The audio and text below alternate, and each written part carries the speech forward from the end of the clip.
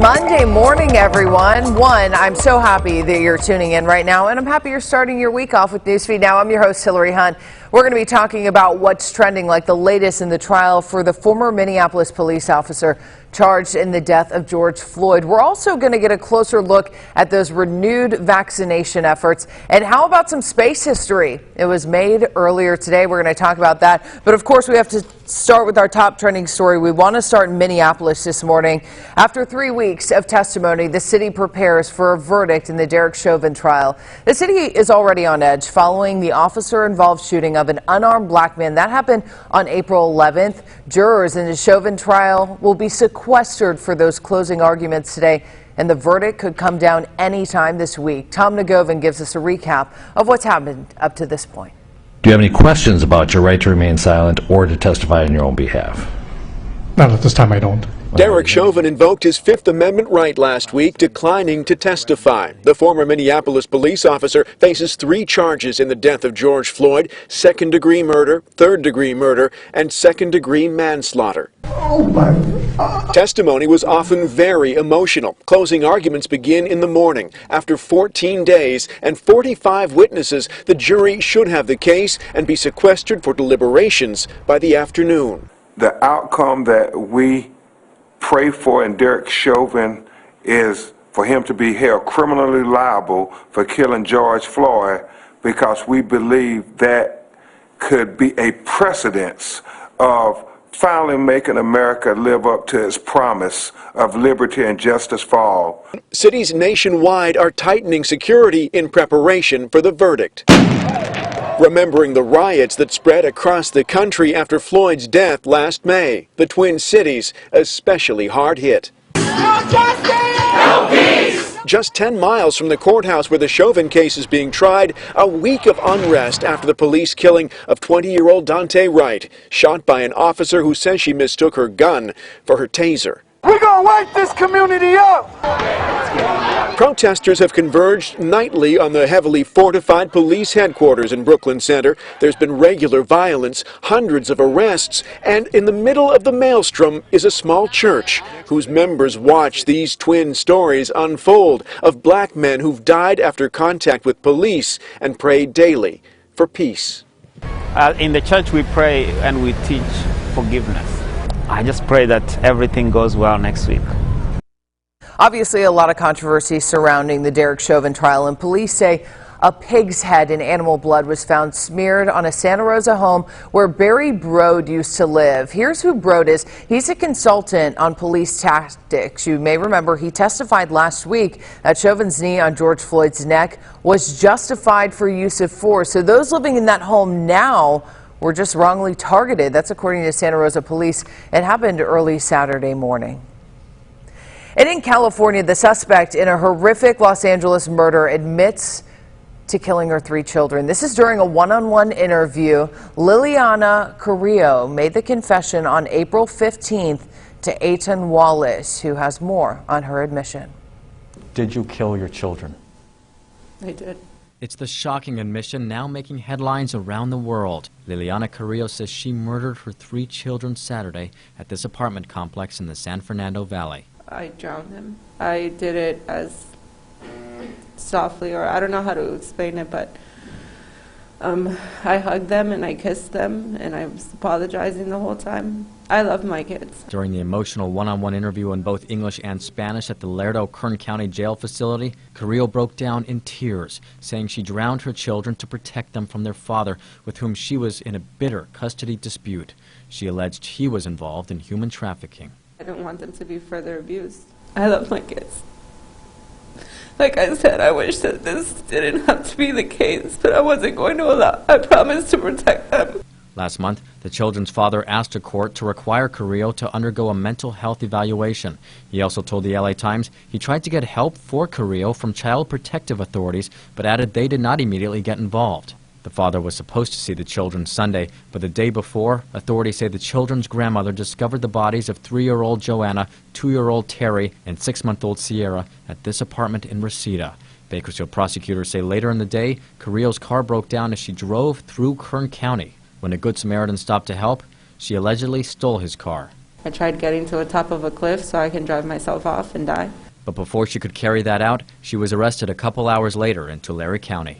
Do you regret your actions? I wish my kids were alive, yes. Do I wish that I didn't have to do that? Yes, but I prefer them not being tortured and abused on a regular basis for the rest of their life. Now, for the rest of her life, she has accepted she will likely spend it behind bars. I know that I'm going to be in jail for the rest of my life. That's something that I've come to terms with. As she comes to terms with that, she says she's also come to terms knowing she will never see her children again. What was your final message to your children? I love you, and I'm sorry. Sad story there out of California.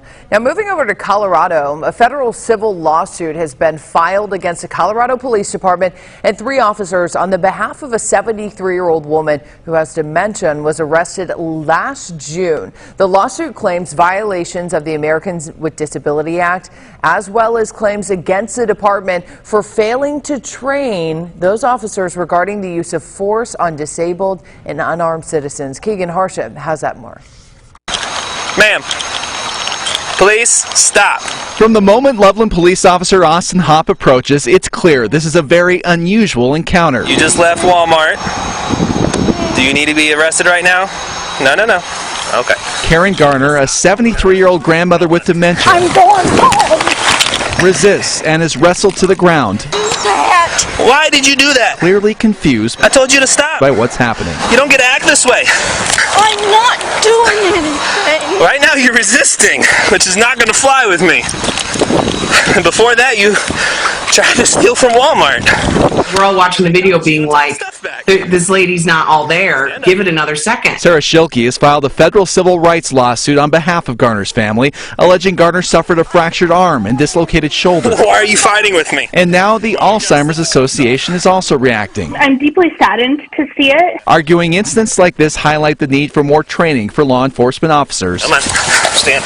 on how to recognize and approach citizens with dementia. More of a conversation should have occurred, but the first step is to just take a step back and detect what could be causing what is initially perceived as the deviant behavior, like shoplifting. He did all the right things. James Ponzi is a retired Denver police detective with 35 years experience. I'm going home. Stop. While he admits the optics are bad, he argues the officer did what he had to do. What other options do you have to control her? I just don't see that he had a lot of other choices. It's an argument sure to be debated in court, but Sarah Schilke isn't buying it, I'm going home. Sit down. I'm going home. arguing there's no justifiable excuse for what happened to Karen Garner. Do not hook onto. That's how these problems start a bad apple and turn into a completely rotten barrel. Going home. Ongoing pandemic, a rise in COVID-19 cases around the U.S. and the world has health officials concerned, as you can imagine, particularly when the infections are increasing in younger people. Alexandra Limon has the latest for us. It's likely the U.S. could resume use of the Johnson & Johnson COVID-19 vaccine this week. I doubt very seriously if they just cancel it. I don't think that's going to happen. Chief White House medical advisor Dr. Anthony Fauci said on Meet the Press what will likely happen is there could be updated guidance on the Johnson & Johnson vaccine. This after the U.S. paused its usage due to a small number of people developing blood clots. When you talk to our colleagues in Europe, particularly in the UK, it isn't only women. There are men involved, and it isn't always associated with birth control by any means. Meanwhile, some states are seeing a rise in COVID-19 cases and hospitalizations, like Michigan and Pennsylvania. Health officials are also concerned about the worldwide trends associated with variants of the virus that are spreading quickly and impacting more young people who are not vaccinated. This is approaching the highest rate of infection that we have seen so far during the pandemic. The pandemic has killed more than 3 million people around the world, and 1 in 6 deaths happened in the U.S. Health officials say so far half of all American adults have received at least one dose of the COVID-19 vaccine. And in Texas, it's been a back and forth dispute with the U.S. government for a family's land. But on Tuesday, the decision came that that family was going to lose their land. Iris Karimi brings us a story of the Cavazos family who believes the border wall will soon close in on them. This president promised not one more foot of wall and no land forfeitures. And look at where we are now, land forfeiture. So what's coming next, the wall?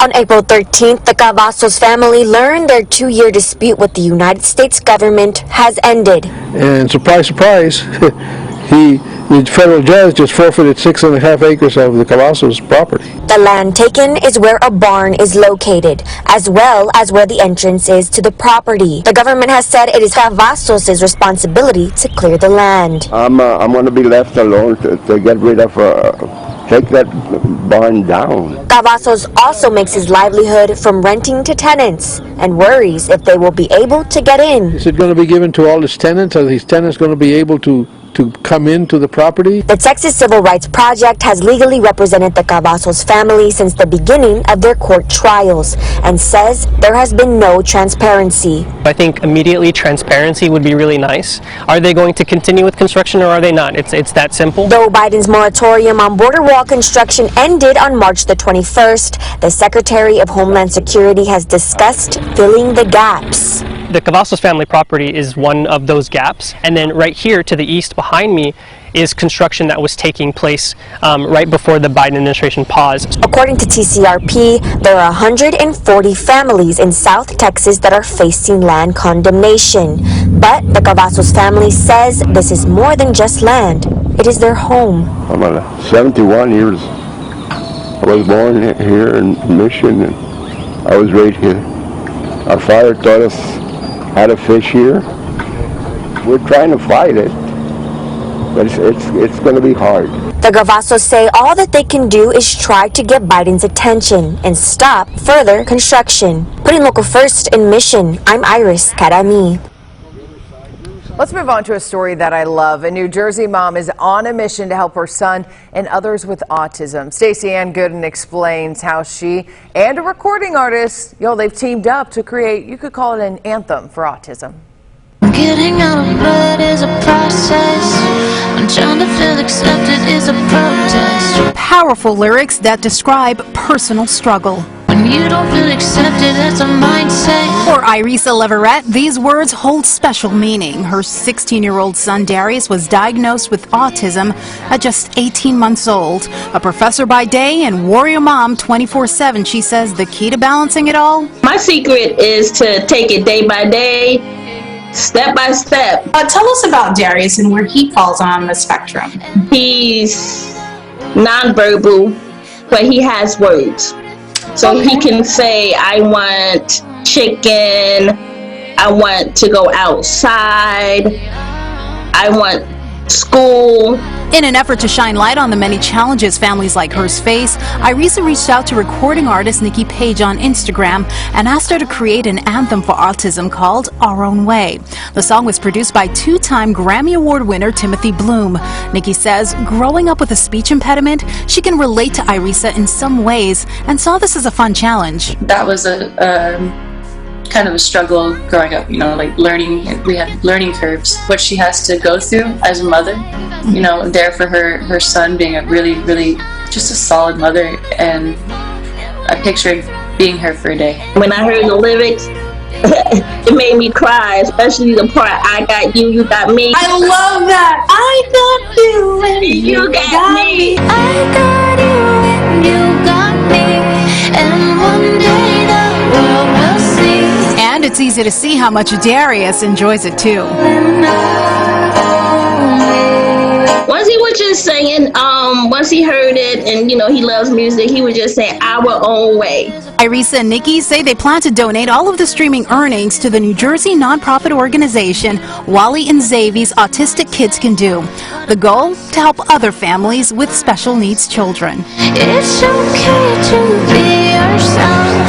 Go be you like no one else. Stacey Ann Gooden, Pix 11 News. That song almost makes you emotional. Guys, make sure you go and download it, because when you do, like they said, that money is going to get donated for every stream. I love that. And another story I'm super interested in here. Paleontologists said New Mexico was once home for one of the world's top predators, a shark that ruled the ocean 300 million years ago. And researchers tell Rachel Knapp they finally came up with the scientific name for the so-called Godzilla shark. Going back in time, almost 300 million years ago, paleontologists say New Mexico's landscape was completely different than what we see today. New Mexico was sitting almost smack dab on the equator, so this was a very tropical place, and the sea level was higher, so that most of the state was under seawater. And way back then, it was home to one of the most ferocious creatures of the sea that went by the nickname the Godzilla shark. It was the biggest shark of its time. It was a terribly ferocious predator. In 2013, a team of scientists learning about rocks in the Manzano Mountains stumbled upon a rare Godzilla shark fossil. Oh, there it is. That's the part I'm looking for. This is an advanced primitive shark, not an ancestor to the modern shark. And since then, they've learned a lot about it. What we know is this shark was almost 7 feet long. It had a mouthful of very sharp teeth, and it had a couple of huge spines on its back. And 7 feet doesn't sound big. I mean, in terms of modern sharks, that's not that big. But 300 million years ago, it was probably the biggest shark, or one of the biggest sharks in the world. And today, researchers finally came up with a less scary, more scientific name for it, Dracopriestes hoffmanorum. It's a mouthful of a name for a shark that had 12 rows of teeth. It was probably the top predator, the apex predator in the seaways that covered New Mexico. The scientific name stems from its Godzilla-like traits with its giant jaws and large spines, as well as honoring the Hoffman family who owns the land where the fossil was found. They're the gill arches. We got them. Scientists believe the shark lived in shallow lagoons, preying on crustaceans and other sharks, and its large dorsal fin spines acting as a deterrent against larger predators. And therefore, you could think of it as Godzilla 300 million years ago, terrorizing the seaways that covered much of New Mexico. Rachel Knapp, KARK, News 13. We want to bring in Rachel now. Rachel, I need you to say the name of that shark 3 times for me. I was just about to say, it is so incredibly tough to say that word. So it's Dracopriestes hoffmanorum. And it's, as I said in the story, it's got its name from, hoffmanorum's from like the land where the family owned, where the fossil was found. So that's pretty cool. And then Dracopriestes is like dragon shark in Latin. So I'm glad I'm not swimming with one of those, because, before they were saying this was one of the largest sharks, 7 feet long. Now that's nothing compared to great whites and things that we see nowadays. But still, this is super cool. How did they even come up with the image? How do they piece this together to create what they think it looked like 300 years ago? Yeah, so researchers, after they found this fossil, they actually were able to find like a complete skeleton of it. So they were able to piece it together. And so I think that's how these researchers were able to kind of look and see like, oh wow, like this is the shape of its like skeleton, and that's how they kind of came up with those drawings. So it's pretty cool. But it's been a 7 years in the process type thing. Oh my gosh, I can't even imagine. And okay, so the shark's name has a little bit of the family name in there where they actually found the fossils. How involved is the family in this? This is really cool. Right, yeah, no, honestly, I have no idea, but I mean, like, what a cool discovery. You could definitely be like, oh, wow, I'm the family that that owns the land that found this shark, and just kind of, or fossil of it, and, just kind of think of how lucky these researchers are. They're just out in the Manzano Mountains, which is about 30 miles southeast of Albuquerque, and they're just kind of walking around doing some rock research, and just, they were just at the right place at the right time, and that's where they found this fossil. That is pretty cool. That is very cool. And Rachel, I want to know, what was personally your favorite part about doing this story? Oh my gosh, I think if you can learn about something that is really kind of interesting about your community, I think that's the greatest thing about this story, is that it's so cool, and especially because the researcher said this shark, Godzilla shark as they typically call it, it was such a ferocious creature, and who would have thought? Because New Mexico nowadays, I'm not sure if you've been out here, but you know, we've got a wide variety of landscape. We've got the mountains in Albuquerque, which are beautiful, and then, you know, if you head 3 miles south of here, we've got beautiful white sands, and so it's kind of all over the place. And so to think that this shark actually lived in New Mexico, it's pretty neat. Yeah, because I'm not thinking ocean when I think New Mexico, and I will not be swimming in any shallow lagoons, as you told me in the story that's where I like to hang out. Rachel, thanks so much for joining us. Super cool. Love that story. You know what else is really neat? It's no secret that up-and-coming artists have been using things like social media to increase their following. We're all guilty. Rebecca Burnett has a story of a Northern Virginia indie artist who was joined by a very big surprise guest on Instagram Live recently. So those likes just went up. You got to take a look. Instagram and TikTok are Anis's arena, and for years his recording studio has been inside his beloved Ford Focus. I've been in studio rooms that don't sound as good as the car, and I think part of it has to do with the way the car is built, and I think the other part is just magic. Yeah. And if by chance those freestyles are turned into a song he wants to share, he'll fire up Instagram Live. For me, like just tapping in, it's become extremely comfortable. So comfortable that when singer-songwriter Justin Bieber requested to join Anis's live stream last week, he didn't miss a beat. He was in the middle of singing his new song that he wrote in his car about his wife. Bro, what? Bro, you're so tight, dude. What? Maybe previously, an artist of my standing would have to move out to LA or move out to New York just to even be near a room with one of these artists. But instead, I can be in the same car delivered pizza in, you know, half a mile from my house, hanging out with the biggest artist in the world. Turns out Bieber is a big softie. The pair bonded over love and faith. I know you're a man of faith, as am I, and the way I see it, the way I was always taught it, is like, it's like a triangle, right? You go with your partner closer to God together. People keep asking me, how did you meet him? How did he find you? I don't know. And you know what? A lot of people say, well, why don't you want to find out? Wouldn't you want to know? And the answer is no. Because for me, I think some things are better left to God, better left unknown. I'd be a damn fool if I let you slip. Reporting in Sterling, Rebecca Burnett, WDVM 25. Talk about a cool moment. I want Justin Bieber to join my live. Maybe I'm just not cool enough. But before we go, I've got a cool story for you. A historic flight by NASA this morning. Check this out. Altimeter data confirm that Ingenuity has performed its first flight, the first flight of a powered aircraft to another planet. I feel like, you know, NASA just won some sort of championship. They're going to start chest bumping, high-fiving. The space agency launched Ingenuity's helicopter over the surface of Mars, marking the first power-controlled flight of an aircraft on another planet. The 4-pound mini helicopter was designed and built at NASA's Jet Propulsion Laboratory that's in Pasadena. The first flight was short, but Ingenuity flew about 10 feet above the surface, then hovered for a short time before landing back on the red planet. It arrived on Mars along with Perseverance rover in February. So congratulations to them. You got to be pretty smart to join NASA. Awesome stuff there. Thanks so much for joining us for Newsfeed Now. Don't forget, we're going to be here tomorrow, same place, same time, and I want you to join us. Thanks for starting your week with us. Bye.